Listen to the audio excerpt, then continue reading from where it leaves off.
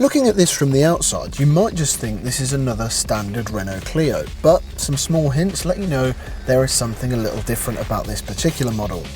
Energy efficient tyres, wheel trims and a specially designed spoiler mean that this is the Clio Eco 9/4. Well, that, and it's got this big green sticker on the back. That's a lot of stickers. But anyway, the important one is this.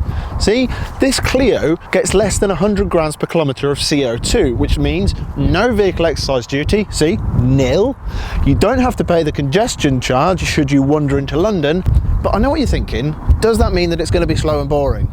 Under the bonnet is a 1.5 diesel turbo that produces 88 horsepower. It'll get the Clio from 0 to 62 in 11 seconds. Now, I was expecting, as this Clio is a eco car, that it was going to be a bit boring to drive and feel underpowered, but it's not, and it doesn't. The engine has plenty of pull and has good power delivery.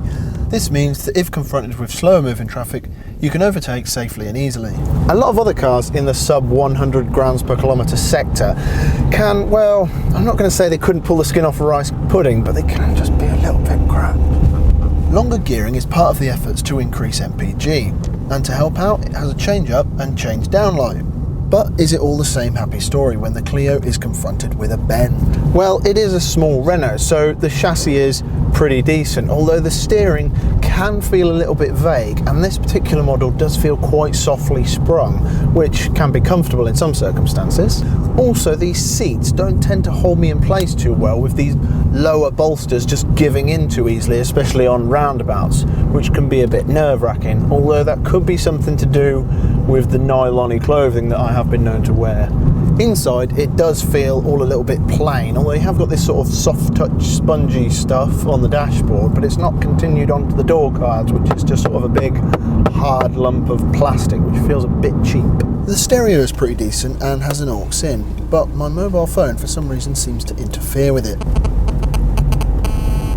There is something in here though that's sort of making the sound of like a frog. I can't quite locate the source of it, but I will find it. I'm determined. Is it, what? Is it when I, is it the sea? Where is it coming from? Is it that? Where has it gone? God knows. What you have with this Clio is an eco car that's practical. It's not going to break the bank, and crucially, it doesn't compromise on driving experience.